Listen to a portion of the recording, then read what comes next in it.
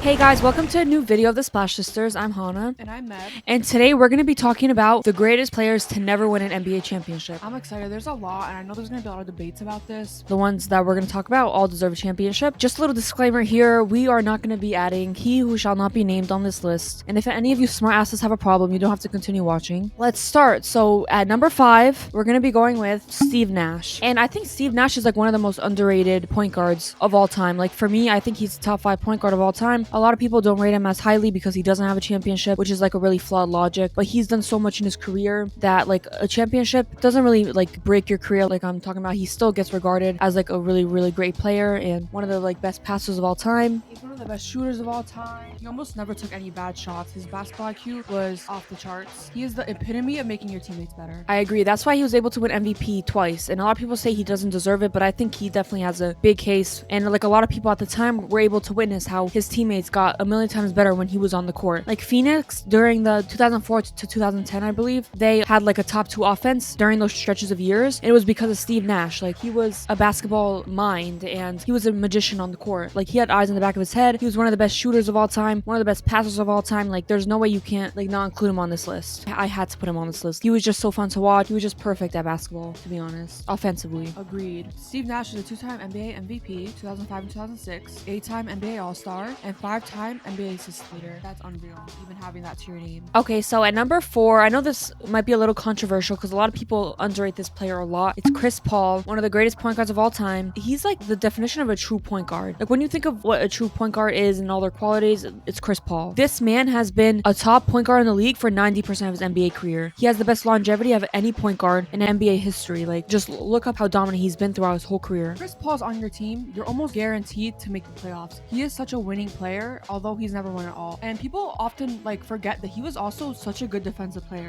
He's made so many all-NBA defensive teams, and that's pretty good considering he was good offensively and defensively. Yeah, he honestly doesn't really have a weakness in his individual game. He's like the most complete point guard in NBA history, in my opinion, just because of what he could do on both ends and how elite he could be on both ends. And that's why I rate Chris Paul so highly. Yeah, I think he's the top 5 point guard of all time and top 30 player in NBA history. So he 100% deserves to be on this list. So at number 3, we have a really like not forgotten about player, but just like an older player that a lot of the younger generation has not even heard about, to be honest. But we have Elgin Baylor at number 3. Yeah, and Elgin Baylor was ahead of his time. He averaged 27.4 points per game his whole career and 13.5 rebounds. And he was just a good for his player, yeah, like athletic. exactly, like for his size and position, averaging 13.5 rebounds is unheard of. And this man was able to go to the finals 7 times and lost every single one to Bill Russell's Celtics. Yeah, he was extremely unlucky at that. Hana just told me before, I didn't know this, that he retired and then the next year his team won. And Bill Russell retired too. So like he could have had a championship, but he didn't. If he held out one more year, I feel so bad. Like I don't think any other player is as unlucky as Elgin Baylor was, but that doesn't take away from his greatness. Like this man, even he has a record, still has not been broken. The record amount of points scored in the NBA Finals was 61. And his stat line for that game, I think it's the greatest NBA Finals game of all time. He had 61 points, 17 rebounds, and 8 assists. Jinx. The recent person to ever come close was Giannis. He scored like 51 points in the NBA Finals, and just it's crazy what Elgin Baylor was able to do in the finals. His career averages in the finals is like 27 points, 13 rebounds. Like he's so consistent from the regular season to the playoffs. He even gets better, to be honest, but he's just been so unlucky having to go against Bill Russell in his super team. He has 11 championships. Like it's hard to beat that. Yeah, and because of that, he might be forgotten, but like it doesn't take away, like you said, from his greatness. 11-time All-Star, 10-time All-NBA. One of the greatest scorers of all time, no debate. So there's no way you can have Elgin Baylor on this list. Out of all these players on this list, to me, he's made the finals the most times. So I just think he deserves it the most, in my opinion. So at number 2, this isn't a hot take at all. It's James Harden. We all know how great James Harden is and has been throughout his whole career. And I think he should have had a championship if it wasn't for the Warriors. He would have had multiple. Probably, very unlucky player. A lot of instances where like he had a chance but couldn't, but doesn't take away from the fact that he is one of the best scorers of all time. Yeah, honestly, his talent alone like is just amazing. His all-around play is great. Like his passing, scoring is elite. Like one of the most elite you'll ever see. And like this man was dropping 60-point triple doubles in his prime like it was nothing. And many can even argue he deserves more MVPs than he only has one, which is a travesty. Like this man was Definitely deserved another one at least. I agree. He revolutionized like step back threes. Also, I don't know if you said this, but like one of the best ISO scorers of all time. Yeah, he deserves to win a ring, and he still has a chance, but right now he's still like the second best.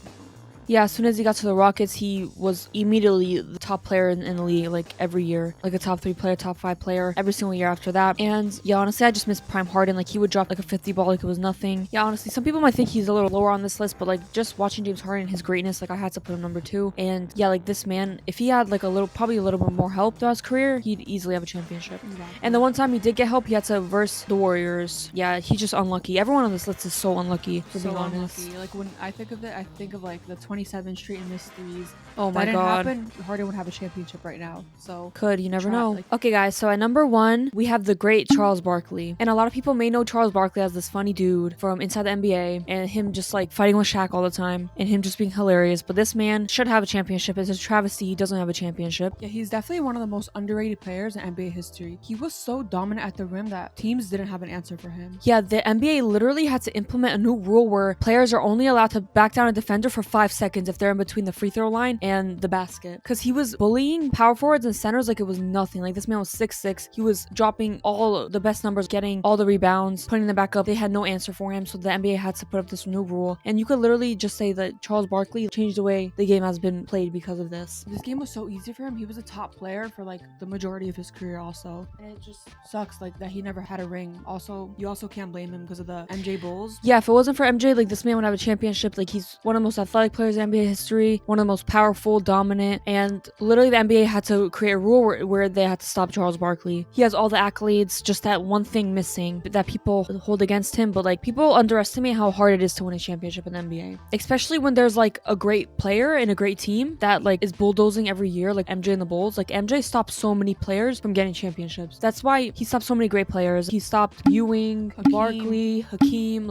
and Hakeem was able to win once MJ left. And then Hakeem the things the Bulls were able to do, like they just like took over the league for those 6 years. We do have a lot of honorable mentions for you guys that some of you guys are mad that we didn't include these players. This list was so hard to make. My first honorable mention that comes to mind is Patrick Ewing. And I think Patrick Ewing could 100% be on this list just because he was such a dominant center. All these players would have won a championship if it wasn't for someone. For Patrick Ewing, if it wasn't for MJ and the Bulls, or if it wasn't for Hakeem, he did take the Rockets to game 7 but ended up losing, which was heartbreaking. He could have had a championship if it wasn't for that. Yeah, honestly, he was... Yeah, and then second, Allen Iverson. And we had some beef about this because I think he's top 5, never won a ring, but she didn't think so. He was an 11-time All-Star, brought his team far, has MVPs. Just also him, he had never had help, barely. So if he did have some help, he definitely would have had a ring by now. Yeah, I think Allen Iverson like is so iconic. Like everyone knows Allen Iverson. Like he influenced the NBA greatly. He could 100% be on the list. It was so hard making this list, and it just shows how talented the NBA is and how hard it is to win championships. Because all these players we're mentioning right now, if you see the resumes, see how great they were, then you realize like, wow, they never won a championship. Like that's just crazy, right? Now it's Carmelo Anthony. Carmelo Anthony, like one of my favorite players of all time, as you could tell.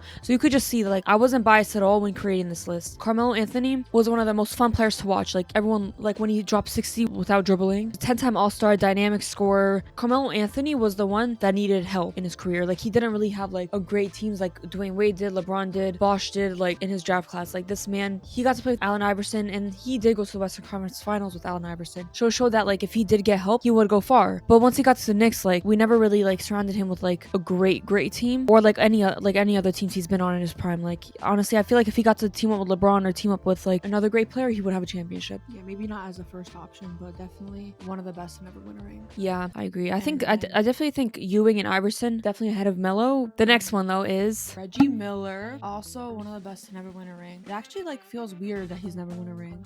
Like Reggie Miller is one of the greatest shooters of all time. He helped the Pacers go really far, almost won a championship before. Yeah, it's a travesty as well. Like all these players are so unlucky, like that they never won a championship. Shaq stopped him, and it's crazy because like all these players that we mentioned, like a great force stopped them, like dynasties. Mm-hmm. So you can't really blame them at the end of the day. A ring is not everything in a career, and you gotta look at other stuff sometimes. So yeah, Reggie Miller, amazing player. Top 40 Reggie Miller. Considering there's been thousands and thousands of NBA players, all these players are it's crazy that they're even on this list. I agree. Like honestly, like if you think about it, like there's a lot of people like value championships more than they should, because at the end of the day it is a team sport and it's situational. Like a lot of players are not as lucky as like some players who got to play on super teams and win hella championships, even if they weren't first, second, or third options, you know? I think it's more valuable to be an amazing superstar type player that generations from now will remember you and everything, instead of being like a role type player that nobody will remember. I agree. Everything. And I just want to mention again how we did not include He Who Shall Not Be Named in this video, and I know a lot of people are saying like we should like leave what happened off the court out of this, but like we just don't feel right. Like, you know, The NBA honors him enough, and we don't gotta do it. you guys could put him first. I really don't want to put him on the list at all, but I know a lot of people do have him like first or second all time, and who has like never won a championship. Comment down below what you guys think, if you guys agree or not, or if we forgot anyone. We're really like interested in knowing what other people think about, just so we can compare lists. It's always fun to do. Well, thank you guys for watching. Subscribe to our YouTube channel down below, and follow us on Instagram, TikTok, Twitter @SplashSistersP. Thank you.